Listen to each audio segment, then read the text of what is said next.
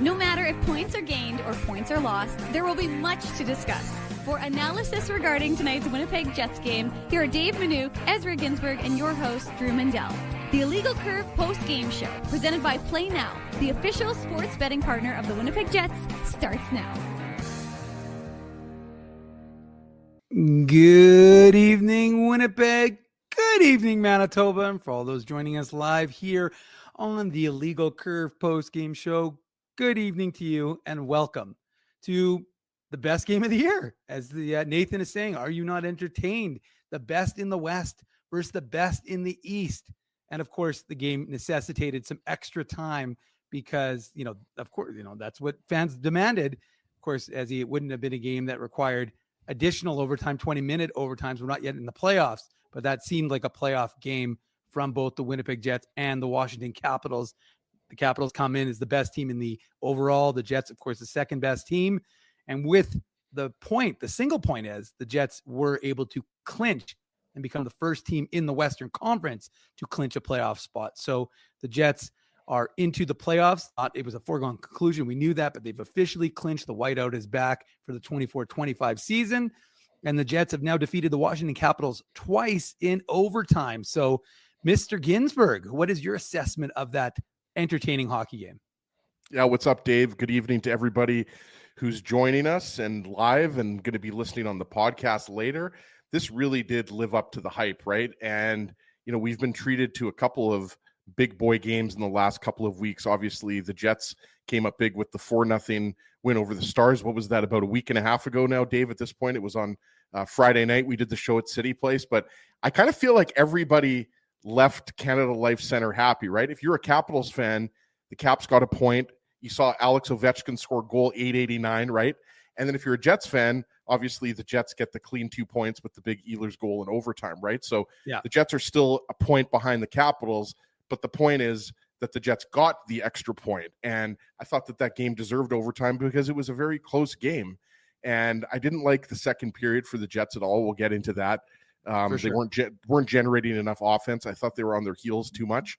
But they ended up coming out of that second period with a 2-1 lead off of a Mason Appleton goal. I guess that's what's happening around here, right, Dave? Guys are breaking their goal scoring slumps. First it was Nino Niederreiter, and now it's Mason Appleton, and it was a beautiful shot. It seemed like everybody was going top corner tonight, which you love to see. But hard-fought game, lots of physicality.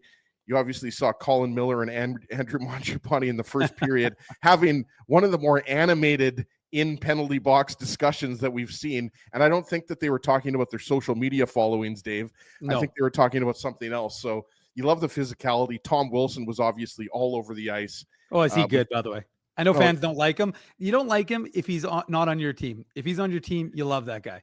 Unbelievable player. And you can see why a lot of fans, a lot of Hockey Canada fans were screaming for him to be included on the Four Nations tournament. And I wouldn't be surprised if he makes the Olympic team. Obviously, there's a lot of talented players, Dave, but he's effective. And not only is he a guy that throws his weight around, this is a talented player. And I think we got the one and only Drew Mandel coming in right now. What's up, Drew? Good evening, everybody. Apologies for being a couple minutes late to the post-game show. I was at the game with my daughter, so I had to get home. Apologies to those pedestrians, but they shouldn't have been walking on the sidewalk. That's for cars to be driving on, not for pedestrians to be walking Drew, on. You look a little disheveled, like your shirt's unzipped there. You look a little sweaty. Like Drew, let's put it this way, everyone. Drew was not missing. The Jets clinching, beating the Washington Capitals, signature game, knows the chat is going to be bumping, and there was no way Drew Mandel was missing this one. Hey, you know what? My daughter's at the age where she's old enough that she can put herself to bed. And I said to her, okay, if we're going to drive herself home. And drive herself home too. Exactly right. If you're going to go to the game, you're going to have to do bedtime, by yourself, and I'll jump on to the post-game show. Hell of a hockey game. I mean, I know that you guys had the vantage point, Dave, where you were up in the press box, and Ezzy, you were obviously in the home watching, and we were at the game. Just, again, there's only so many games of the 82 that are sort of live up to the hype or exciting, or, you circle on the calendar. And, at the beginning of the year, I'm not sure that anyone necessarily would have expected this one to be a game like that. But as the season has progressed, and as these two teams have clearly established themselves as the best two teams in the league, it was like we saw in Washington, however many weeks ago that was, a back and forth game, a close game, an overtime game, and just the same tonight. Washington getting the late equalizer, controlling the first minute plus of the overtime, and then the Jets getting the goal, that great shot by Nikolai Ehlers to get the victory. Just a lot of fun in the arena tonight, gentlemen. Sorry for interrupting whatever the flow of your conversation was at that point. No, Drew, you're not interrupting. This is your show, man. So you can show. You can do well. Yeah, it's our show, but you're never interrupting when you're coming on, right? I mean, you're obviously a little bit late, but that's all good. You were at the game, as you mentioned, and you're bringing flavor. You're bringing us some of that flavor. I mean, you saw that guy the biggest question I think that everybody who follows you on social media, Drew, wants to know is, did that man find a wife? I don't know if he found a wife. I'm not entirely sure. Somebody tweeted at me, made a good point. I think it was our buddy Scott. Scott Newman, our buddy, said that's definitely got to be a fantasy football bet gone wrong or something like that, where you would carry a sign. For those of you who don't know what I'm talking about, just in front of me at the game, there was a guy carrying a sign saying, "Are you my next wife?" And then he gave his phone number, or presumably somebody's phone number. So if you're interested in becoming this man's wife, 807-738-1443, or you can check it out on my social media. Is that a Manitoba number? No, that's not a Manitoba number, but 807 is, I believe, Northwestern Ontario, if I'm not mistaken. I could be wrong. I'm not an area code expert, admittedly, but I believe it's somewhere in and around the Northwestern Ontario area. But that was right in front of me. So again, good vibe in that building. And Dave, you're a vibes guy. You always sort of give that temperature check about what's happening within the confines of the building. This was one of those games where the vibes were good. There was a level of excitement. You could feel it. I saw somebody mention it on social media, one of our reporter friends, I can't remember exactly who, but night and day comparing this atmosphere to that of Sunday afternoon snoozer against the Buffalo Sabres, and no real surprise there whatsoever in terms of the excitement level. And then when the game went into overtime, and they put, just very subtly, they put it up on the scoreboard. They didn't make a big pronouncement about it. They didn't make a big spectacle about it. They just sort of put up on the scoreboard, clinched, and here comes the whiteout or something along those lines. And then the crowd realized what was happening, and they got up off their feet before the overtime began. So again, real fun atmosphere, real fun game in downtown Winnipeg tonight. And for the Winnipeg Jets perspective, an important win. Because if they don't get the 2 points in tonight's game, and it doesn't matter that it's not a clean 2 points, but if they don't get these 2 points, if they don't succeed tonight, if they lose in regulation, Dallas by Friday night could be 2 points behind the Winnipeg Jets. Yep. Dallas plays the two Alberta teams Wednesday, Thursday. So we know just how close Dallas could have been to being behind the Jets. And I do think that there's a hell of a difference between, let's say if the Jets had it, now the Jets have that 8-point cushion still. It still feels like a sizable enough cushion. It's not a 6-point cushion, right, with Dallas playing 2 games in the next 2 nights where they can make it that 2-point lead. So big win for the Winnipeg Jets. Fun night downtown Winnipeg. We're waiting for head coach Scott Arniel in the Matt Frost Media Center. As soon as he is here for that, we will bring him to you live here on the Illegal Curve post-game show. Right. And obviously, guys, we got to talk about, even though we're going to get interrupted because Scott Arniel is going to come up momentarily, we have to talk about the new look lines, right? Like Alex Iafallo obviously moves up to the top line, right, Dave, in Gabe Vilardi's absence. And then you had Nikolai Ehlers playing with Lowry and Appleton, who are usually with Niederreiter, and then Nemestikov and Perfetti, who are normally together, were playing with Niederreiter. And then you obviously had Kupari coming in on the fourth line. And you saw production from that line instantly, right? The Scheifele line is involved in the first goal. It looked like Alex Iafallo might have been credited for the Josh Morrissey goal, right? But it went off of the Capitals defenseman. So I think Scott Arniel's coming up here, Drew. Oh, yes, he is. Is there a part of you thinking, Nick, get off the ice as the play goes the other way? Because he had been out there for a while, but him staying out there ended up being, you guys get rewarded for it. Yeah, it was that, but also Washington had 4 guys on the ice. I don't know if you saw it, but so if you missed the net and it went around, we were probably going to get a power play because they had 4 guys. So I guess he had a little bit in the tank left over and just burned down. What a great shot. So great to see. Yeah, and a great pass, too, by Dylan Sundberg. Again, a guy we talked to a few games ago who hadn't seen a lot of overtime, but he looks pretty comfortable out there at 3-on-3. Yeah, I mean, he's kind of on the fly learning how to do it. We got him in there with them getting possession of the puck, but those guys did a good job keeping it to the outside. And finally you just wait for your opportunity to get that puck back. And I like the way, Sammy Fire recognized it, that they were where they were at, and just a great way to end that great game. Yeah, and you've had wins by much larger margins, but I have to think this is right up there in terms of games you've loved, just quality of opponent and the way the game played out. It felt kind of like a playoff game, right? That was a heavyweight battle right there. That really was. Both teams, even though one's from the east, one's from the west, it's like we play each other 8 times a year. There was a lot of trash talk going on. There were some big hits. There was a lot happening, and I think that both teams recognize that. You want to be number one, and it was a great game. I just thought punch counter punch kind of going on all night. You mentioned how you put Alex Iafallo with Scheifele and Carr to get a bit of meat and potatoes with them. In putting Ehlers with Lauer and Appleton, what were you trying to do there, and how do you think it went tonight? Like I said this morning, it had a little bit to do with their lineup. I knew I wanted to go with Lowry and Apple against Wilson. And Dubois, some big bodies. And I just felt I don't think we had anybody that was going to line up against Tom Wilson and be able to, I just thought that maybe Fly would be the guy. I thought that maybe that's a situation at speed against, Tom is a great player. And it just, I just, having the opportunity to make them defend and play in their end, I thought we did that with that line. They had some real good zone time, and they kept the Dubois line down in their end of the rink, and that goes a long way. And Fly, being a puck possession guy that he is, kind of helps drive that a little bit. And then the other side too, with Vladdy's line and Fetz, Nino again, they did a great job themselves. Whether they were against Strome or whoever they were against, did a great job of doing what they need to do as a line. I thought Nino did a great job of getting to the net and playing heavy as well.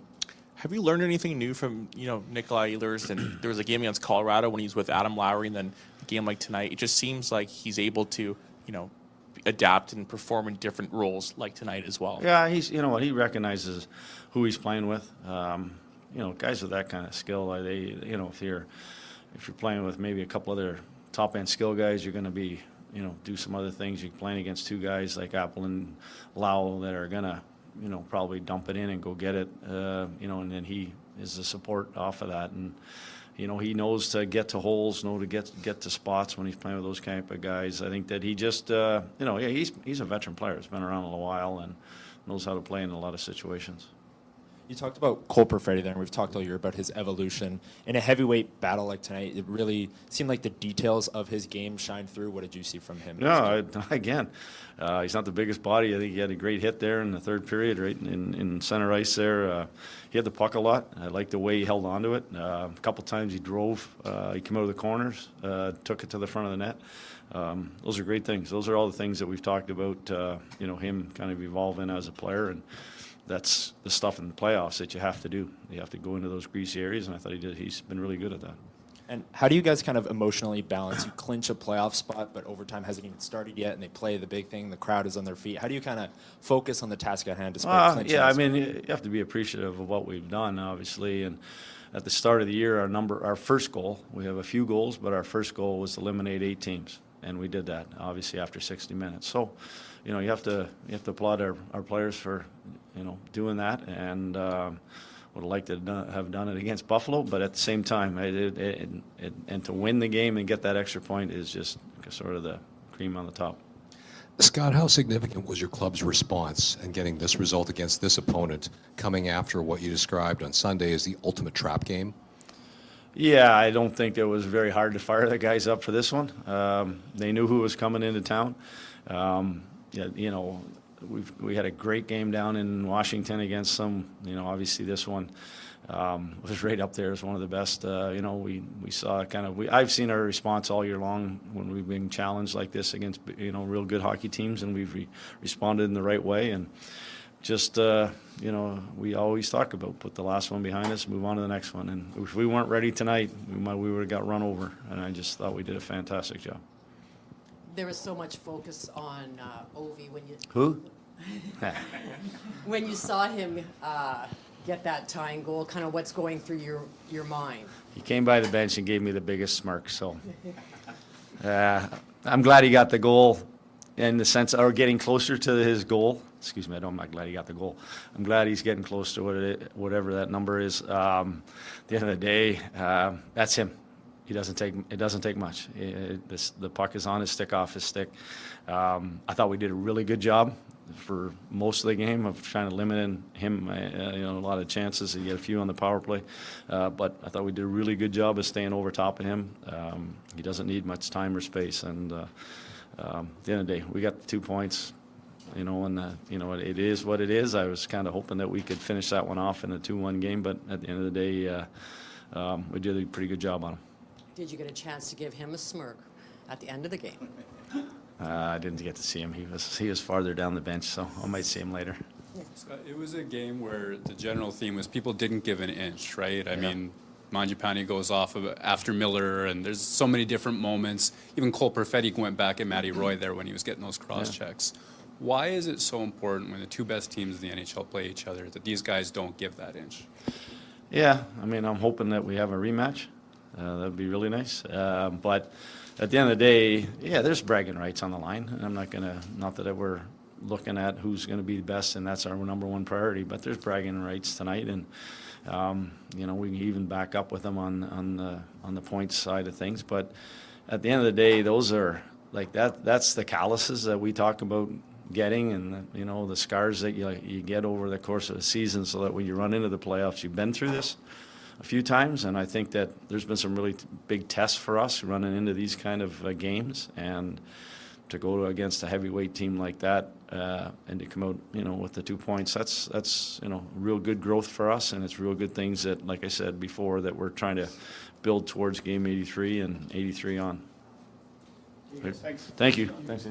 There he goes, Winnipeg Jets head coach Scott Arniel tonight on the Illegal Curve post-game show, joining the assembled media from the Matt Frost Media Center after the Jets defeat the Washington Capitals by that 3-2 margin. You can tell even from a coach's perspective that this is a fun game to be a part of behind the bench. This was a heavyweight tilt. I know it's cliche. This one was a heavyweight tilt. The game against Dallas a couple Fridays ago was a heavyweight tilt. Coaches, players, they want to get up for games like that. And so you can see that the Jets head coach Scott Arniel was very happy with his team's performance, with their response, especially after both the disappointment of Sunday against the Sabres, which is now flushed and forgotten, and also the impact. You weren't, psychologically, what was the impact going to be about losing Gabe Vilardi for the next undetermined amount of time? And the Jets really stepped up, I thought, in response and played a very hard game. This was a physical battle. This was a don't give an inch battle. And they certainly looked the Washington Capitals right in the eye. And they said, we're down 2 players now, 2 regulars in Vilardi and Pionk, but we're still better than the sum of our parts. We're still going to do something pretty good. And that's what Scott Arniel saw from his team tonight, I thought. Absolutely. And it wasn't a perfect game. Obviously, the Jets did not have a good second period. If you want to go to natural stat trick, I'm not going to list all of the stats, but I mean, the possession was heavily tilted in the Capitals' favor. And I really liked the penalty kill tonight. They obviously got the 2 early penalty kills. And it looked like they weren't going to get a power play, obviously, and they did. They got one there. But, considering the new look lines and the type of game it was, I think you have to be happy with the end result, right? Like, obviously, Alexei Protas hits the post there in overtime, and the Capitals had the puck in the Jet zone for a minute, but then Dylan Samberg, who obviously is getting a lot of attention, rightly so, for the season he's having, identifies that it's a bad change by the Capitals, right? And fires it up to Nikolai Ehlers, and he does the rest. And obviously has one of the better celebrations of the year, right? So, it was an absolutely fun game. Wish I was there, Drew. A little bit of jealous of you that I wasn't able to. You'll be there on Friday for the New Jersey game. I'll be there on Friday, but it's not going to be the same thing. But a huge game, a huge couple points. mainly because, like you said, Dallas is breathing down their necks, and they still have an opportunity to pick up a couple points. Obviously, the games in hand will not be a factor after Wednesday and Thursday, but still an important 2 points, not only to show that the Jets, for the time being at least, look like the superior team over the Capitals, not points-wise, but just based on the fact they've beaten the Capitals twice this year. But I liked how they came through. Obviously the first goal, we'll get into that in the Play Now game recap. It was a 3-on-2. You don't love that. But for the most part, I thought it was a pretty solid game. I liked the way they were battling in the third period, Dave. I thought that they really elevated their game after a pretty lackluster second period. Well, as you yada over the best part. I mean, you went right to the overtime, but I thought it was a great game. I really did. I thought that the Jets played well. And you're right. You couldn't expect them to dominate. Both teams are too good to completely dominate the other.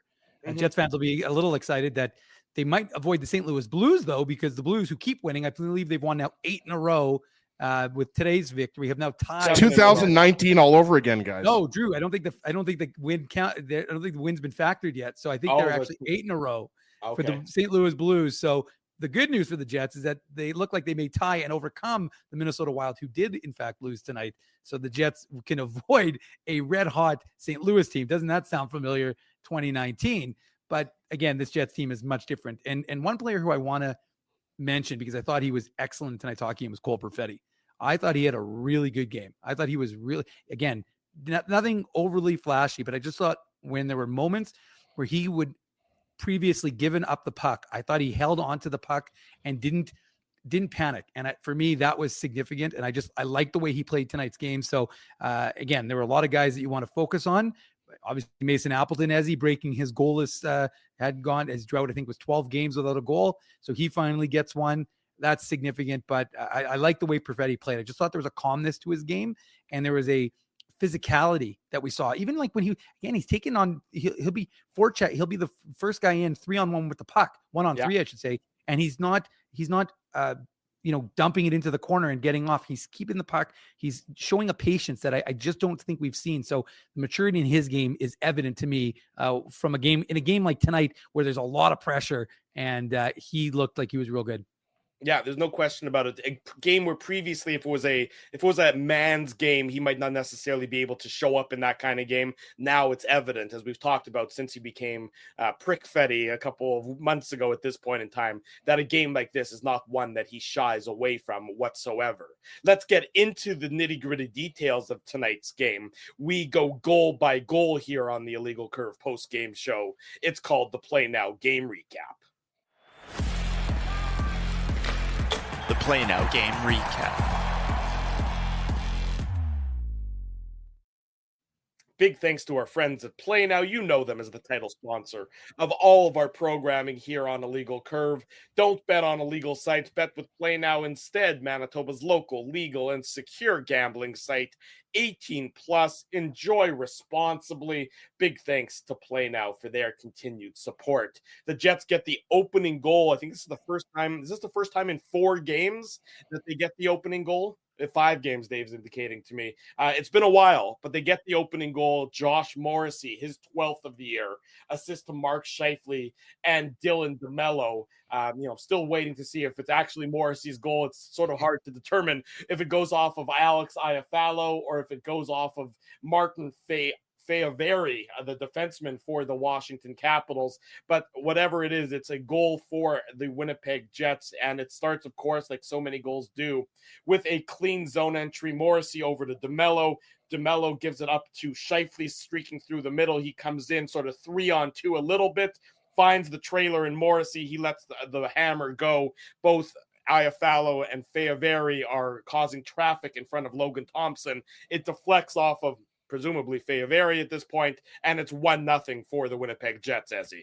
Yeah, I mean, they haven't changed it. It looked like it could be Iafallo watching that live, and then even on the replay, it looked like it could be Iafallo, but it definitely goes off of Feoveri, who actually I think is a pretty impressive defenseman. But you're right, Scheifele's zone entry creates and speed creates some separation and the Capitals are backing off a little bit, and Morrissey comes in with just a nice blast, realizing that Iafallo's got some traffic in front of the net, and they've got the early first goal. So it's kind of a meat and potatoes type of goal, right? It's nothing too fancy, but it's exactly what you want in a game like this. You want to get on the board first. Well, and it's a guy, Alex Iafallo, he obviously, gets the bump up. He gets elevated to play, in that role with Gabe Vilardi out of the lineup. And where do you find him? You find him exactly where you expect to find him, Dave, right in front of the net, causing traffic, causing chaos, a hard net drive. Alex Iafallo's game is certainly a simple game, but it's effective, especially in a matchup like tonight, where it's all about, men in front of the net, bodies in front of the goaltender, take away their eyes, choose your cliche, but he fits in well with a game like this and with a playoff game sort of style. Yeah, and we've been talking about that now for a while with respect to Alex Iafallo and the type of game he plays. And, that's one of the questions that Scott Arniel was asked, right, guys, was this idea of adding a little more bite and changing up the composition of the lines. And for the vast majority, obviously, with guys, had dealt with injury throughout this year on the first line, being Kyle Connor. So you had, the first line did get some adjustments, but for the most part, these guys have played together. So, you get Alex Iafallo, he is used to jumping up, and you're right. He adds that element that, with all due respect to Gabriel Vilardi, Mark Scheifele, and Kyle Connor, they don't have on the line. So he's someone who's going to go into those dirty areas, going to be the guy. I'm not to say that Vilardi wouldn't go to the dirty areas, but he gets to the front of the net, as does Vilardi, but a little more physicality with Iafallo. Obviously doesn't have quite the same level of hands, and pretty significant assist, I should say, for Mark Scheifele, guys, if you're keeping track of stats, because Mark Scheifele tied Blake Wheeler for the most points ever by a Jets 2.0 player. So Mark Scheifele and Blake Wheeler are currently tied, both trailing, of course, Thomas Steen and Dale Hawerchuk. But still impressive nonetheless. He's about 4 or 5 games. I think if he can pass Wheeler, he'll do it a little bit earlier than him. But still, Mark Scheifele, tied for the all-time points lead on the Jets 2.0. And Dave, I just wanted to mention one thing too, which obviously good on you for pointing that out, that milestone. Connor McMichael had a partial breakaway, if you remember. It was kind of like a backhand. It wasn't the hardest backhand, but Hellebuyck made a big save. And to me, that was another thing that I noted, right? Like the goal was whatever it was, 6.5 something minutes into the game. But that save came like 1 or 2 minutes before that. So I just wanted to get that in there, that Hellebuyck made a nice save on McMichael on the partial breakaway that led to that. So I just wanted to throw that in there, that the Jets obviously rewarded their goaltender for coming up with a big early save in the game. Yeah. Well, sorry, Drew, but I mean, look, if you looked at this natural stat trick, I'm pretty sure 5-on-5 in the first period, the Jets didn't have any high danger chances despite scoring, and the Capitals had 3. So, I mean, you're right, Ezzy. There were some nice saves by Connor Hellebuyck, and the Jets, it was, like I said, it was a good game. Both teams had chances, but there weren't any of the high danger variety for the Jets in that opening period. Despite that, they still had a 1-0 lead. It was a chess match in the first period, guys. Like, that was the definition of both teams not giving the other team any open space or any, aside from the 3-on-2 that we're going to get into on the Mangiapane goal. There really wasn't a lot of room and a lot of like chances off the rush. No, I thought the first game, the game in Washington, I thought was a lot more free flowing than this game.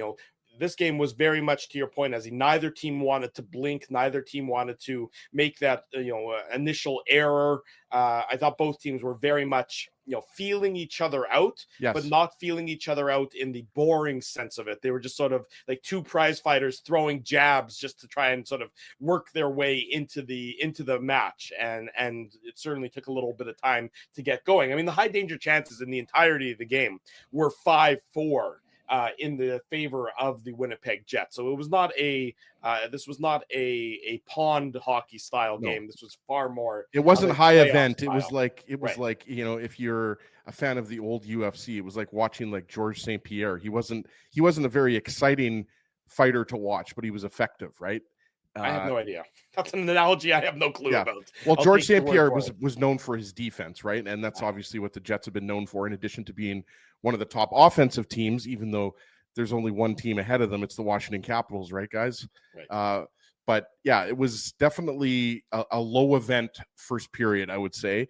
But again, they got the early goal, and it looked like they were going to go into the second period with the lead, But as we're going to get into, Andrew Mangiapane spoiled the party. Yes, eat bread, score goals. That's Andrew. That's what he does. His 14th of the season.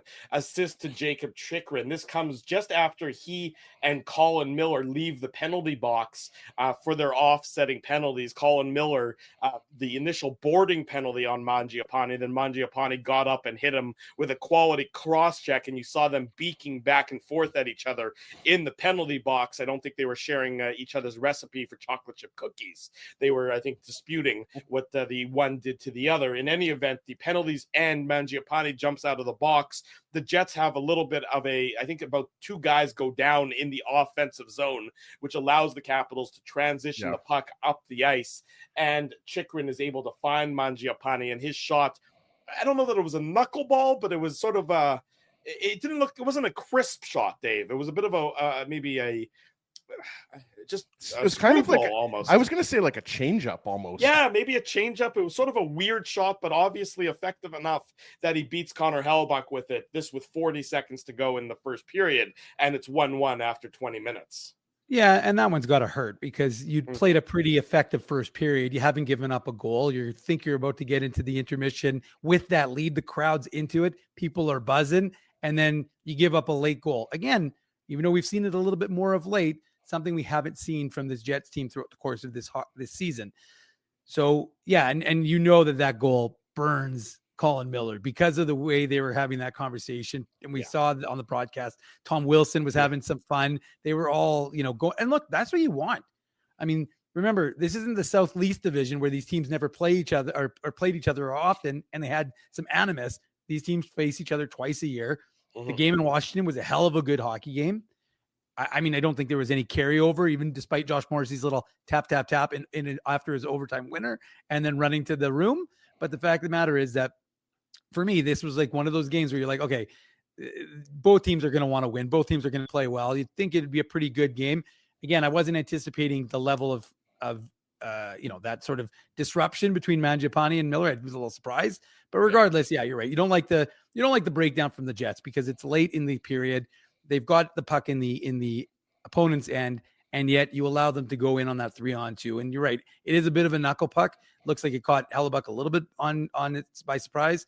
But, I mean, Mangiapane's a pretty good player, right? As he's got, 25 goals? Something like that. Maybe not that many. 14, but he's got 14 on the year. Oh, fine. He's got 14 goals. But he's a good He's a pretty good scorer. I mean, that's a pretty three good or four years ago, Dave, he had 30, 34, 35 goals with Calgary for the Calgary Flames. So, I mean, you score 34, 35 goals in the NHL. You're a pretty good goal scorer, right? So your point is well taken. And just wanted to mention one thing. Prior to that, the Jets had a lot of pressure. Scheifele and Connor were out there 4-on-4. There was a lot of pressure in the Capitals zone. And Drew mentioned this. What happened was Sandberg got up in the play. It was Schenn took the shot.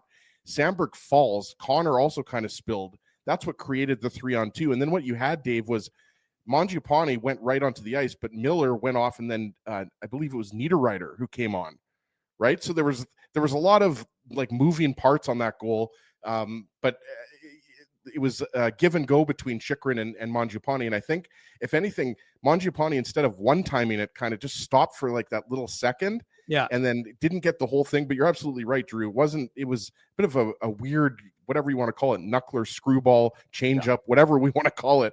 But at the time, I mean, that's a big goal for Washington because, like Dave said, it wasn't the most high event first period, but the Jets were still going to be happy to go into that first intermission with a 1-0 lead. But there's a reason why the Capitals are the first place team in the league right now, guys. Like they've got a lot of dangerous weapons out there, Mangiapane included. And sorry, Drew, I just put this up on the chat, but Mangiapane, from courtesy of Beer League, Mangiapane has 5 goals, 5 assists in his last 6 games against the Winnipeg Jets. So, that goes to show you he's a good player. Yeah. No, he's a good player. And again, despite the fact that I was wrong, sorry, I was off by 10. I gave him a little more credit than he had, but ultimately, again, this Washington team, you see, I think that kind of, illustrates how good this team is and how rounded they are, right, boys? That they can get scoring from so many different players. And we saw it. There's a lot of weapons on this team. They had a lot of different chances. But, I mean, it's just another example of, like you said, Drew, it wasn't the high event game that we saw in Washington, but it was still a very entertaining first period. and game overall. No question about it. The Jets run into some penalty trouble in the second period. Cole Perfetti with his tripping penalty in the offensive zone. And then Luke Shen, 3 minutes after the Jets kill off that one, gets what I'll describe as a weak unsportsmanlike conduct penalty. Sorry, but what the hell is unsportsmanlike conduct? I mean, I'm sorry. In that instance, that's a weak, unnecessary call. As he call up scouting the refs, call up Josh from scouting the refs, and we need to get some sort of analysis. Because why not just give Shen and Wilson each 2 minutes for roughing there? Or let them play. Stay out of the way. You don't need to make that call at that point in time. That's interjecting yourself unnecessarily in the game from my perspective. He must have said something. That's the only thing I can think of. Yeah, the officials tonight were Kendrick Nicholson and Garrett Rank, but they were calling it fine before. Did you say Kendrick Lamar? Drew? No, Kendrick Nicholson. Okay. But the funny part is the Perfetti penalty was completely a penalty. I mean, he's going for the puck, but he catches the skate. That was a penalty for sure. I mean, that Perfetti himself, you could see how frustrated he was. Sure. I mean, you can't do that. Again, there's no question. But to me, I'm just sitting there going, what am I watching here? Like, this is insane. Like, did I miss something? It wasn't evident. And again, it could have had an impact, but I agree with Ezzy. PK, important, and the Jets had a really effective PK against the Capitals.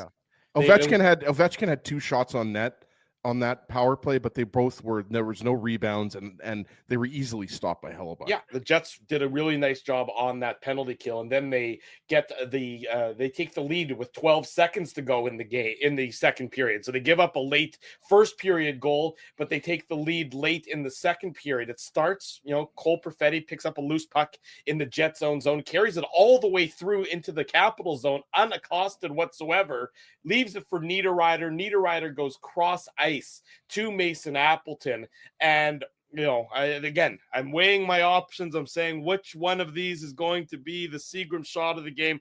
It's probably still going to be the Ehlers one, but this is a real nice shot by a guy who really needed a goal, who had been, who'd been struggling to get the puck in the net. We saw Nino Niederreiter get off the schneid on Sunday against Buffalo. Maybe this is what sort of gets Mason Appleton going a little bit as well. His 9th of the year.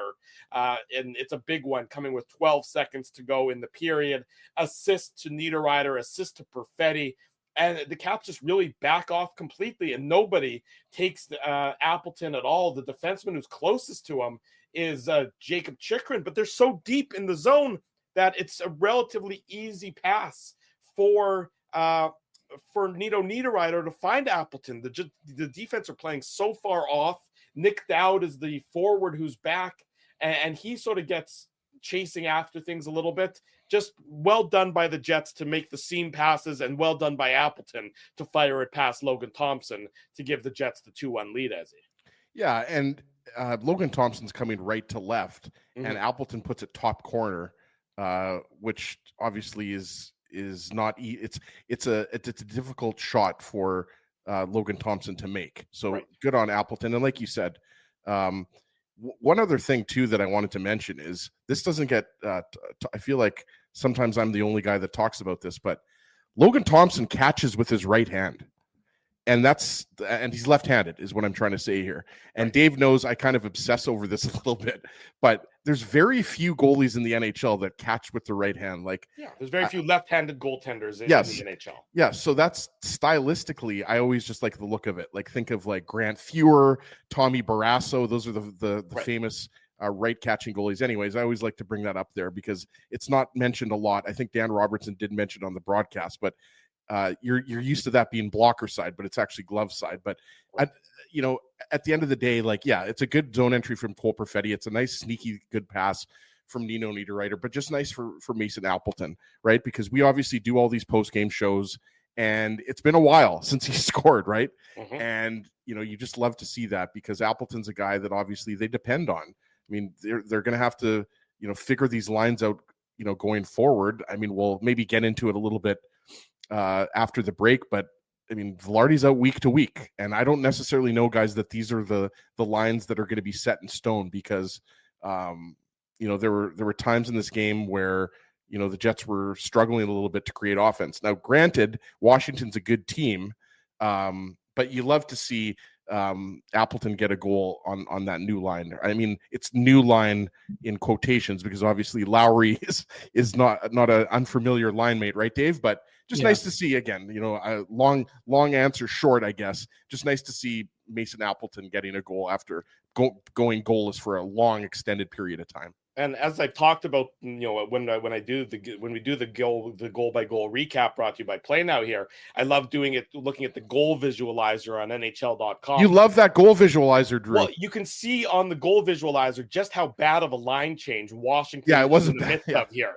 I mean, it's really it's a 5-on-4 because the last I guess it's Connor McMichael is so far behind the play. He doesn't even cross center before the puck is in the net. It's a bad line change by the Washington Capitals. And to the Jets' credit, they take advantage of it, Dave, to tie it up, to give the Jets the 2-1 lead. Yeah, I mean, again, that's the presence of mind that you needed to see from the Winnipeg Jets. They recognize, hey, these guys are not moving very quickly. And like, as he said, I mean, you needed Mason Appleton to get that goal, to get a little confidence. And the other thing you also wanted to see from the Jets is strike against the team in the last minute. That to me is also, you bring that momentum into the third. I thought the Jets were excellent to start the third period. I mean, obviously we know that what ended up happening, but that to me was nice to see that you can now build. You're not sure you gave up a goal late in the first, but you've got one in the second to kind of answer back for that. It's funny though, this happens with 12 seconds to go. Then the Jets take a very sloppy icing penalty before the second period is out, and so there's an offensive zone or a defensive zone face-off for the Jets. So the Caps are right. It's to the right of Connor Hellebuck, and my daughter looks over to me and says, "Oh, there's only 3 seconds left. There's no chance they're going to score in those 3 seconds." And the Capitals have a clean face-off win back to Ovechkin, and he gets a real nice shot away. Yeah. And if it's not for Connor Hellebuck making a kick save, it absolutely would have counted, and it would have tied the game up at 2 goals apiece. So I said to my daughter right after Hellebuck makes the save, I'm like, 3 seconds lasts a lot longer than you think sometimes, doesn't it? And she said, "Yes, Daddy."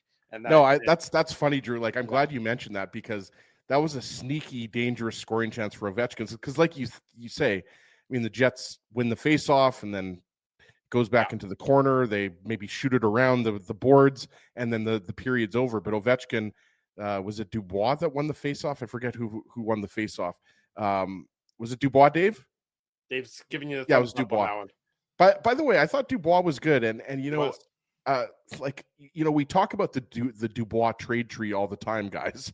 Mm-hmm. Obviously, Alex Iafallo replaces another member of the Dubois trade tree in Gabriel Velarde, but just as an aside, you can say whatever you want about Pierre-Luc Dubois, but it's nice that he's finally found a home and he's succeeding, right? Like, for now.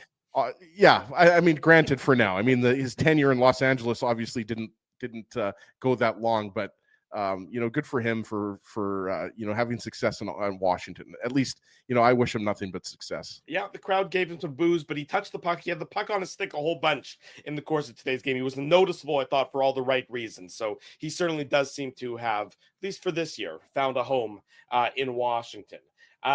Third period, again, very similar to how I think the first 2 periods were played. Tight checking.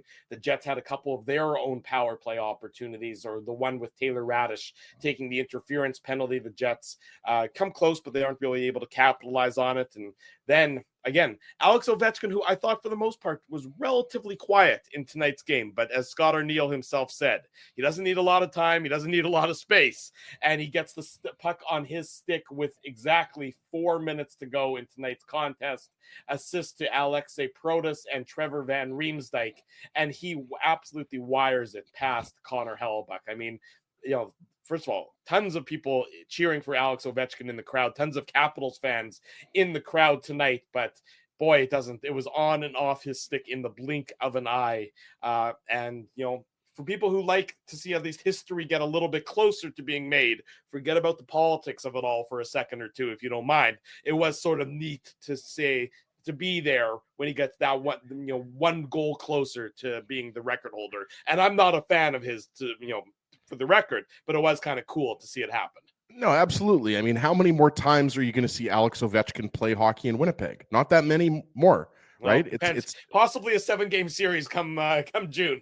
Well, yeah, but I'm joking. I mean, he's 39 years old, Yeah, right? I mean, there's only a few more years left in his career. So, you and Aaron are always going to be able to say, like, we saw Alex Ovechkin score a goal, right before he broke Gretzky's goal record, or, one of the goals that he scored. I mean, he's a living legend, right? And we're going to keep the politics obviously out of it here. We're just appreciating what he's done as a hockey player, right? So, I mean, but yeah, the release guys, I mean, because this is a broken play, right? The Jets were having trouble. Play. There's not a play here. They just couldn't get the puck along the boards. Yeah. They couldn't get the puck out, and Protas made a nice little pass to Ovechkin, who had a lot of time and space. But, again, he doesn't one-time it. He stops it and uses the wrist shot. Yeah. And, like, we always talk, Dave, about Kyle Connor's release, and obviously Nick Ehlers has got a pretty good release, but Kyle Connor specifically, we've talked to Kevin Sawyer about it. We've talked to a lot of people about it over the years. It's so hard to stop that. It's like, it's coming. He's got a dangerous shot. But Hellebuck just seemed like he was like, okay, like, what am I supposed to do here? He's going left to right. And it's the greatest release in NHL history, right? And he does it again. So obviously it would have been nice if the Jets got the regulation win. But I think we all agree that this game deserved overtime. Certainly, and overtime. Sorry, go ahead, Dave. The only thing I'm going to add to the analysis is just how impressive it is that he's able to get away. You have to know when he is on the ice, where he is. Dylan DeMello appears to know where he is. Yeah. And then you just, again, that credit to Ovechkin, because that ability, and again, good goal scorers have that ability to get away and create some time and space for themselves. And for Ovechkin, who was shoulder to shoulder with Dylan DeMello, suddenly to find himself with that sort of gap, you knew DeMello was like, oh boy. And all it takes is like one or two steps, right, Dave? Yeah, but that's what I mean. And again, smart players are able to do it, and goal scorers are able to do that. And we've seen it, from this guy 889 times. It's impressive. So that be on the play, as he's in Drew, you guys are right. It was a broken play. The Jets should have been able to clear that puck. But ultimately, that's an impressive play by Ovechkin to create that space for himself. And then, so the game gets to overtime. The Jets have clinched the playoff spot by virtue of earning the 1 point in overtime. The Washington Capitals really control the first. I mean, the Jets score at the 128 mark. I would say the Capitals controlled the first 124 of the overtime period. They had the puck on their stick. They had the puck in the Jets zone. They come as close as Alexei Protas hitting the goalpost. And then Dylan Samberg gathers up a loose puck and perfect bank pass, just an absolute perfect bank pass onto the stick of Nikolai Ehlers, who's in stride, and it is the game-winning goal. It's also the Seagram shot of the game. The Seagram shot of the game. Big thanks to our friends at Seagram's for their continued support. Seagram's 83 is Manitoba's favorite Canadian whiskey. Big thanks to them. Drink responsibly, of course, first and foremost as well. Beautiful pass by Dylan Samberg. A great shot by Nikolai Ehlers. At didn't matter that the Capitals had 4 skaters on the ice. The Jets scored even though the Capitals had too many guys on the ice. It's funny. I was at the game, and I saw the ref had his hand up, and he's, there's a delayed penalty while Ehlers is striding in. And I'm like, what's the delayed penalty for? I didn't see any of the infraction. There was so much going on. I didn't realize that the Capitals actually had 4 skaters on the ice. They had too many men on the ice in this play. But Nikolai Ehlers, again, he goes glove side on Logan Thompson. Just an absolute bullet of a shot.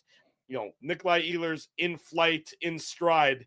Very few people in this league can catch up to him. But what a pass by Dylan Samberg from behind his own net, banking it perfectly. Must have been a pool player in his day, and he finds Ehlers, and Ehlers makes no mistake to give the Jets the 4-3 victory, Ezzy. Yeah, shout out to my buddy Eric Horlifson. That's Eric with a K, a national 9-ball champion, because you're making that pool reference, right? Yes. Drew, and every time I do, you give Eric a shout out. Yeah, you got to give him a shout out. If you're in Toronto, maybe go to Eric Horlifson for some pool lessons. But yeah, I mean, it's an elite pass by Dylan Samberg, guys. And obviously, we mentioned Alexei Protas hits the post, had a nice rush for Washington, and Ehlers is out there for the full minute and a half of overtime, right? So the fact that he's able to have that speed, even late in the game, and a minute, or maybe not a minute, was it a minute and a half? Yeah, it was about a minute and a half into overtime. Yeah, but it's a horrible line change and just a beautiful shot by Ehlers. I mean, I can't really do this justice, guys. I mean, the celebration really says it all, right, Dave? That's your cue to unmute, Dave. I know, I'm aware. I was just trying to get some things. I was trying to get some. Dave M is running a website. Okay, there's a lot of things. He's running the social media. He's running illegalcurve.com. Behind the scenes, Dave M has a lot going on there. Well, I was how many keyboards do you have there, Dave, in front of you? just the one. But I will say that he's got 6 keyboards, 1 computer. It's very bizarre. The keyboards are just hooked up to nothing. It's true. They're all just plugged into me. But anyways, the key to, I mean, first of all, I will say though, like that celebration was amazing. Colby Spence, our crack photographer / videographer, because he brings us the video after the games from Scott O'Neill. But he captured it perfectly. Just if you haven't seen it, go check it out on our Illegal Curve Instagram. Beautiful shot. But you're right, boys. The Dylan Sandberg pass is such a heads-up play by him. And it's the interesting thing, and that's what I was calculating when I was muting myself, was that he matched his points total from last season, and he did so in 29 fewer games. And the other thing I was checking was Dylan Sandberg, right? That's his 18th point of the year. Not bad. Again, matches his career high in game 49 for him. Brendan Dillon, who we'll see on Friday night with the New Jersey Devils, 2 goals, 13 assists, 50 points with those New Jersey Devils. So Brendan Dillon and Dylan Sandberg more than making up for the missing offense and having a heck of a year for the Winnipeg Jets. Is Sheldon Keefe going to chill out a little bit on Johnny Kovacevic? Wow, that was a stupid thing to say.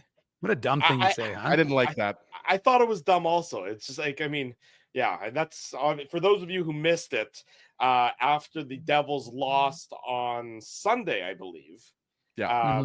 One of the reporters said to Devils head coach Sheldon Keefe that Johnny Kovacevic says that the Devils need to do X better or Y better, whatever it was, something innocuous, pretty generic, post-game quote from player. Sheldon Keefe interrupts the reporter asking the question and just says, Kovacevic needs to play better. And then just like mic drops and walks out. It's just like weird sort of vibe, obviously going on in New Jersey. And they just signed him to a 5-year deal, right? Or 4-year deal, whatever it was. Yeah. I thought it was unfair to Johnny Kovacevic. That's all. Well, what's happened in New Jersey is the injury bug has obviously ruined their season.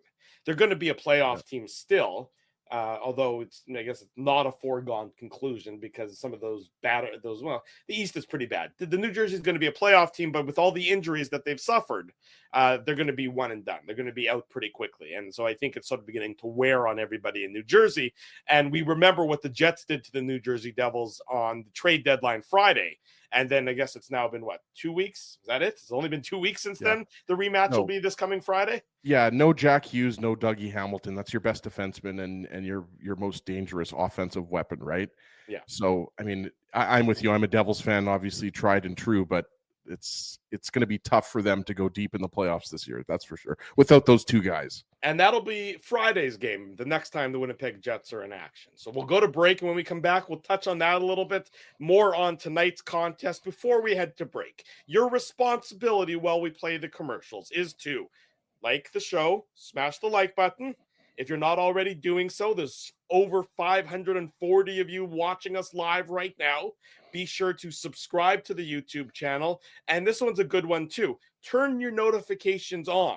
That way, your phone, your tablet, your device, your computer, your smart TV, whatever it might be, every time we go live with an Illegal Curve broadcast, you'll get a little notification. Then that's your cue to jump in and watch us. So plenty to come. That's your responsibility. We'll go to break. Drew Mandel, Dave Minuk, Ezra Ginsburg, the Illegal Curve postgame show. It's presented by Play Now. It rolls on this Tuesday night.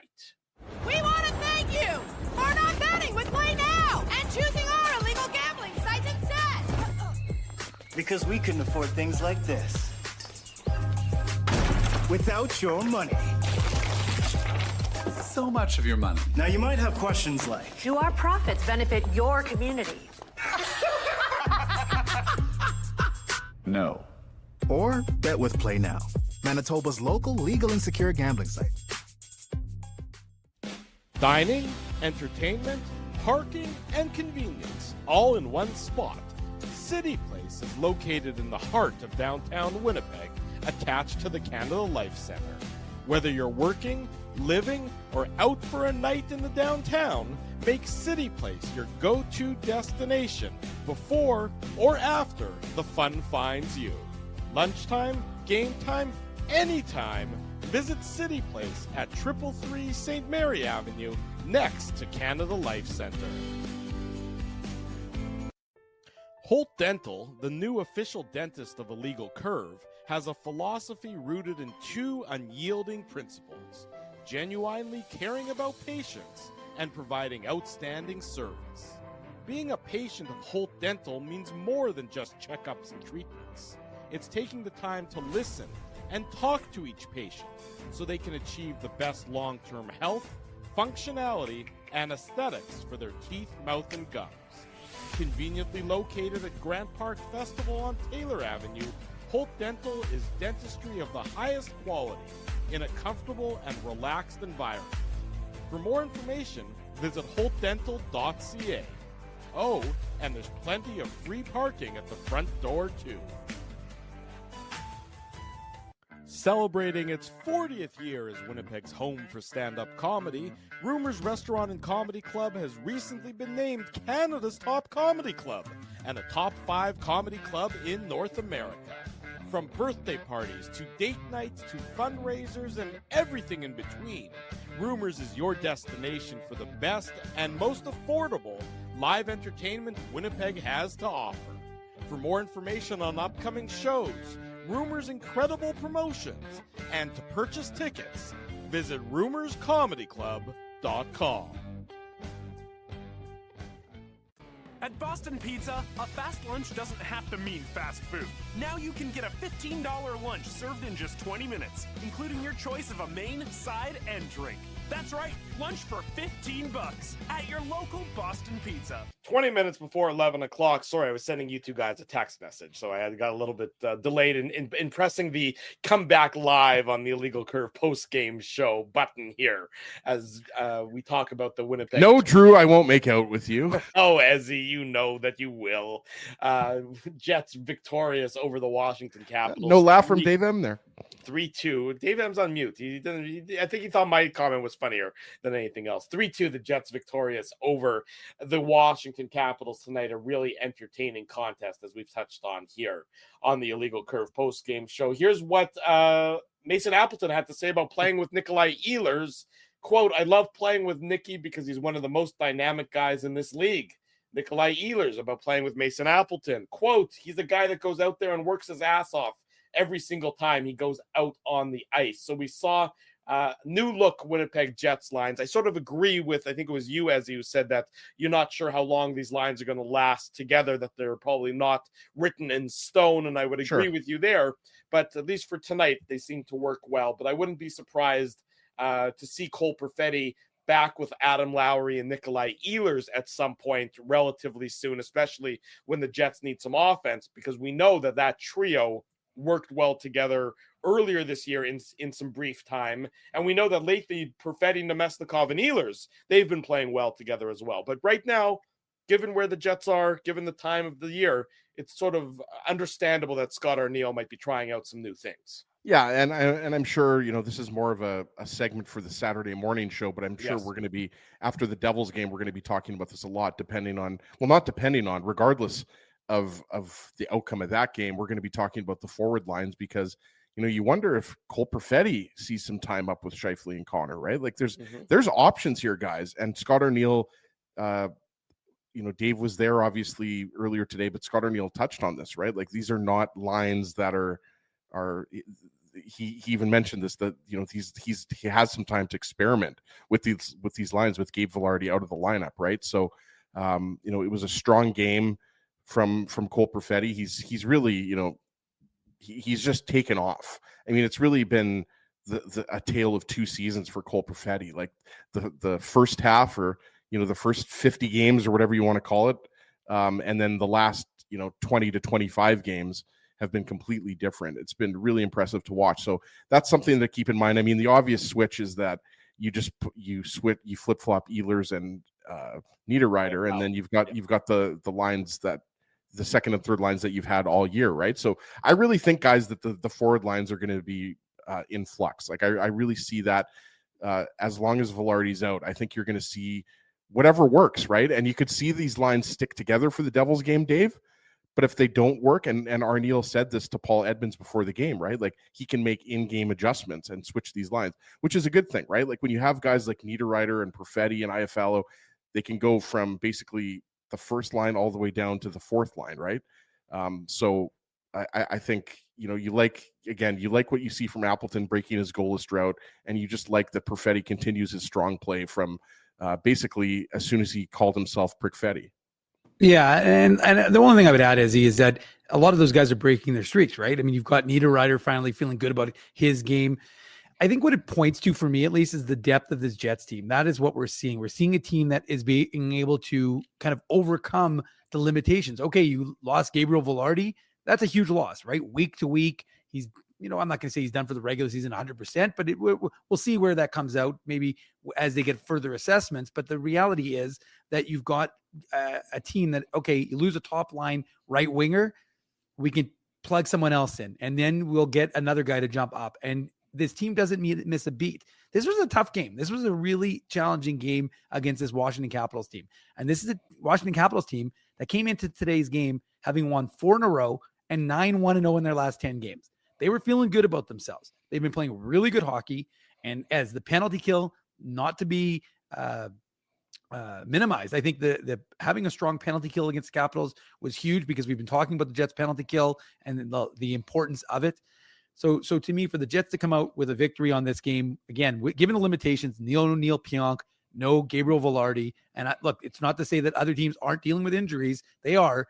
But as Drew mentioned, when he kind of hastily joined us at the beginning of the show, the fact of the matter is you've got a Jets team that is able to add points to the standings bank, which leaves the Dallas Stars behind them.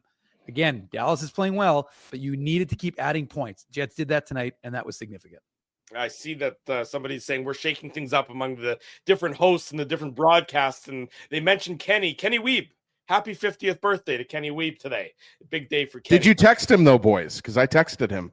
No, I did text him. I actually ran into him before the game started. As I was entering the arena, he was walking around to the media entrance. So we stopped and we did a stop and chat. But I didn't realize at that point in time it was his birthday. So I said I have to send him a text afterwards and said, Kenny, I didn't know it was your birthday. My apologies. And so I did wish him a happy birthday. So he was gracious enough to overlook my initial faux pas and accepted my well wishes. I just hope I look that good for 50, because Kenny looks very good for 50. In good shape, handsome. He's a handsome man. There you go. Something you can strive for over your next 8 or so years, Ezzy, to try and look that way soon enough. Hell of a hockey game tonight. Dave, do you want to touch on the Moose? I know the Moose were in action tonight. No, we're saying no to the Moose. Didn't watch a second, unfortunately. Okay. I'm sorry. Not to say that the Moose are done. They're done. But the fact of the matter is, Drew, we didn't know if you were going to be doing this post-game show. Yeah. Which meant I had to be fully devoted to watching the Jets game. Sometimes I'm able to do dual duty, but that was not the case this evening. I will go back and review the Moose game. But for right now, all I can tell you is the stick a fork in them, folks, because they were done before. But if they could put on your antlers, it's time for the Minuk Moose Minute on the Illegal Curve Hockey Show. We're done. Well, Dave, if you're going to talk about them, I'm going to hit the bumper, man. Fair enough. But the fact of the matter is that if the Jets if the Moose would have won tonight, their chances were beyond thin. But they do have 2 games this weekend against Rockford. They could have at least made it a little more interesting. A loss against Milwaukee. I think it was a 4-1 final. So, like I said, I'll try and get as much of an assessment as I can for folks and give you the updates that you need. But as of right now, that is the best I can give you, is that the final was 4-1 and the Moose are cooked. Quick look at the out-of-town scoreboard. The Calgary Flames. They are chasing the St. Louis Blues. They have 3 games in hand now on the Blues after tonight's result. The Flames did win in overtime against the Seattle Kraken. That's a huge victory for the Flames. They now leapfrog the Vancouver Canucks, and they still have a game in hand on the Canucks. The Flames are 4 points behind the St. Louis Blues.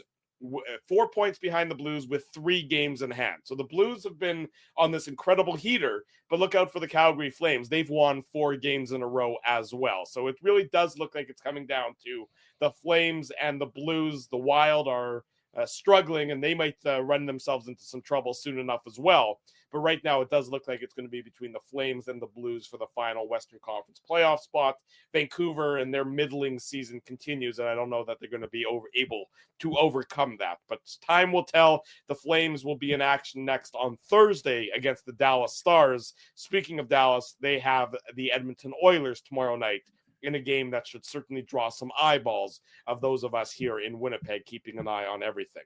By the way, sign me up for a Jets Wild first round matchup. I like that matchup for the Jets. The Wild, that could be over very quickly. Well, the Wild are getting healthy though. I mean, Kirill Kaprizov, Joel Eriksson.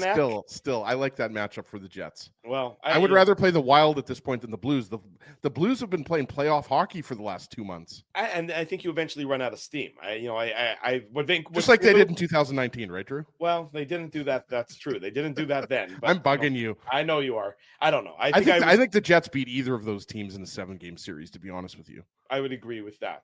That is an assessment I would agree with. But time will tell on that front. We'll keep an eye on the out-of-town scoreboard. And we'll next join you on Friday night for the Illegal Curve post-game show following the Jets and the New Jersey Devils. So again, post-game show Friday night, right around 9:40, 9:45 Central Time. And then again, the Illegal Curve hockey show tomorrow on Saturday morning at 9 a.m. So we'll take a couple days off. The Jets are off tomorrow, so there will be no media availability tomorrow, which means you can check out illegalcurve.com for a lot of your post-game coverage. And if you missed any of this show, the replay of this show, of course, will be available in the podcast edition as well. But the Jets do pull off the victory. They are playoff bound. Not that that was a surprise, but it's now official.